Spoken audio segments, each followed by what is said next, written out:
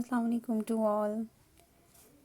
It's me Sabah, your computer teacher from Universal High School. I hope you all are fine at home.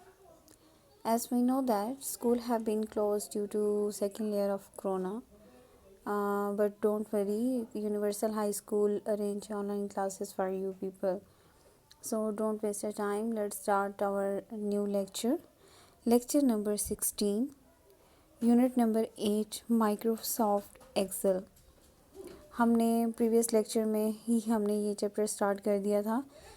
1 to 5 statements तक हम study कर चुके हैं और आज हम 6 to 10 स्टेटमेंट्स तक स्टडी करेंगे। ठीक है, तो स्टार्ट करने से पहले आप लोग अपनी बुक खोल लें और page number 7, unit number 8। Let's start. इससे पहले हमने जो प्रीवियस लेक्चर में ये पढ़ा था कि माइक्रोसॉफ्ट एक्सेल बेसिकली होता क्या है। Microsoft Excel is a software which is use to make the calculation, जो कि कैलकुलेशन के लिए बेसिकली यूज़ किया जाता है। इसके अलावा हमने ये पढ़ा था कि जो स्प्रेडशीट होती है, मैंने स्प्रेडशीट का आपको बताया कि जिस तरह हमारे पास एक वर्ड, माइक्रोसॉफ्ट वर्ड पे जब हम काम करते हैं तो हमारे पास वो एक पेज होता है। इसी तरह हम जब एक्सेल पे काम करते हैं तो ये हमारे पास एक एक्सेल पे जब काम करते हैं तो उसको हम कहते हैं स्प्रेडशीट। ठीक है, हमने देखा कि जो हमारे पास हॉरिजेंटल लाइन ऑफ सेल है उसको हम कहते हैं रो, और जो वर्टिकल लाइन ऑफ सेल है उसको हम कहते हैं कॉलम। ठीक है, इसके अलावा हम ये कि जिस सेल में हम डेटा को एंटर करते हैं उसको कोई भी डेटा जब एंटर करते हैं उसको हम कहते हैं सेल। ठीक है, insertions of row and column. आज हम स्टेटमेंट नंबर 6 से स्टार्ट करेंगे। यूनिट नंबर 8 की स्टेटमेंट नंबर 6। स्टेटमेंट नंबर 6 में कहता है each cell is identified by the unique cell address which is composed by the column and the row.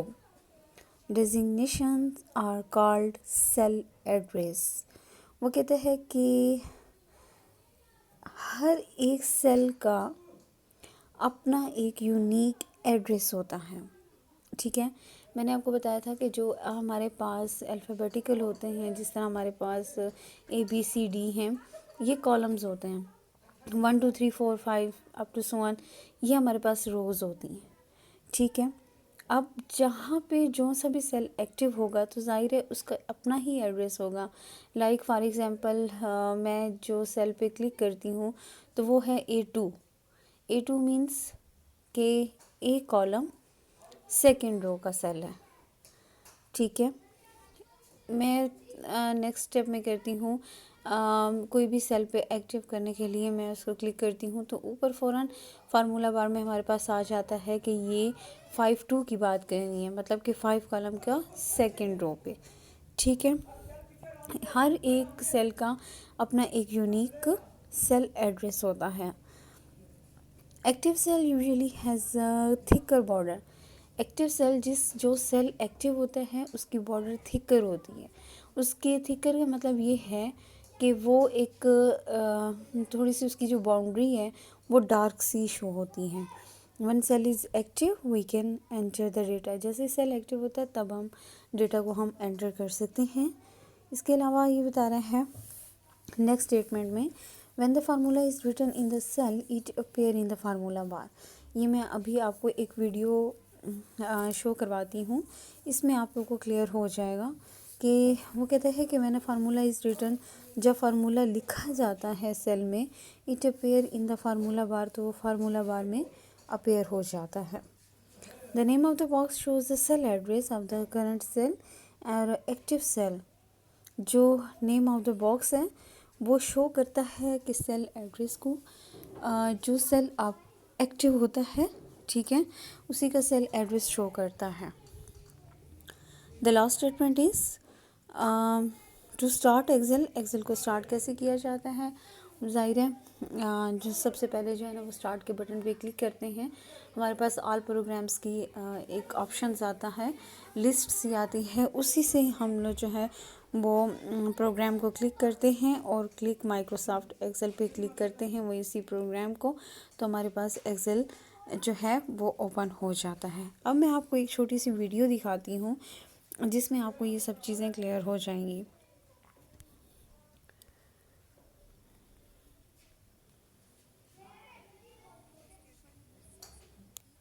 Identified by unique cell address which is composed by the columns and row.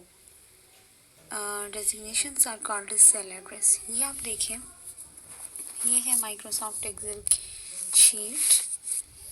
ये ये आपके पास होता है cell, ठीक है, ये है रो, और ऊपर जो आपको ABCD में लग रहा है तो ये आपके पास है कॉलम्स, ठीक है, ये है कॉलम्स।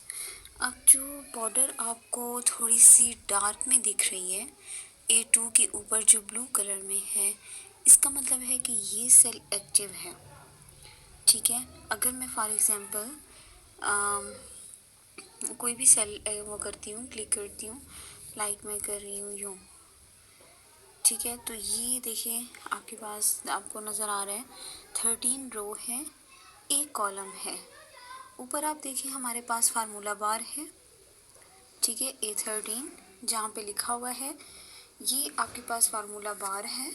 यहाँ पे आपका सेल एड्रेस आ गया है कि आप 13 रो के एक कॉलम में 13 रो के सेल पे आप अभी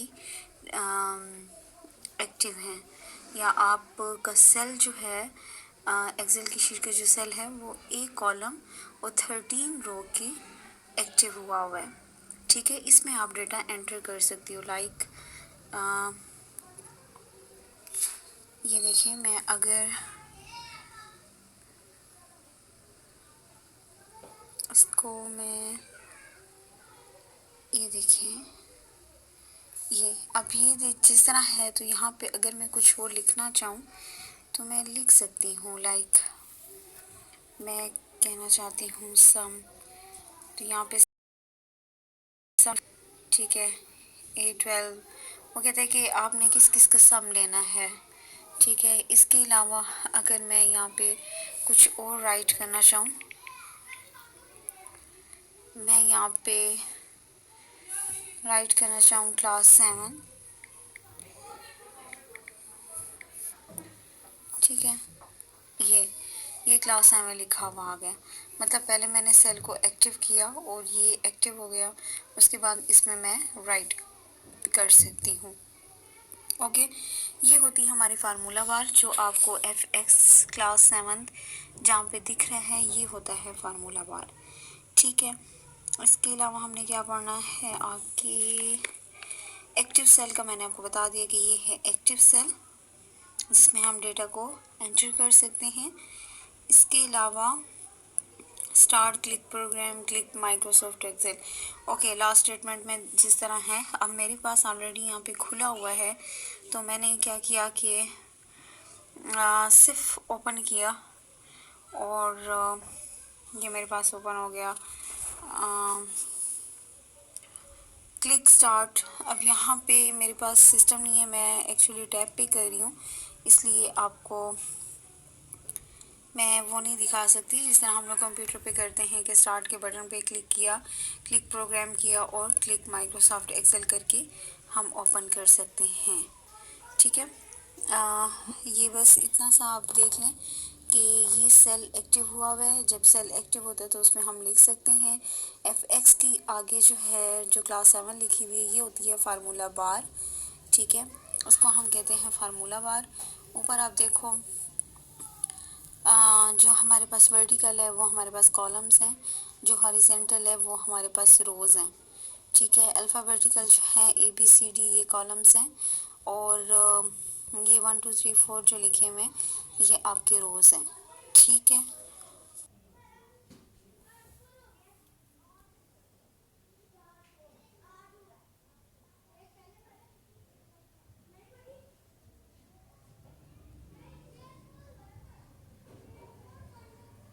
हाँ जी, चलते हैं अपने आंसर क्वेश्चंस की तरफ। फर्स्ट क्वेश्चन है, उम्मीद मेरे ख्याल में आप लोगों को समझ आ गई होगी बड़ी क्लियर हो गया होगा ये मतलब इस वीडियो से। अब चलते हैं हम अपने आंसर क्वेश्चंस की तरफ। फर्स्ट क्वेश्चन है what is a cell address. Cell address क्या होता है? The answer is statement number 6। Each cell is identified by the unique cell address which is composed by the columns and the row designations are called as cell address. The next question is what is the active cell? Active cell क्या होता है? Active cell usually has a thicker border. When a cell is active we can enter the data. Statement number 7. The third question is what is formula bar? Formula bar क्या होता है? The answer is statement number 8. When the formula bar is written, when the formula is written in the cell, it appears in the formula bar. ठीक है। How to open the Microsoft Excel.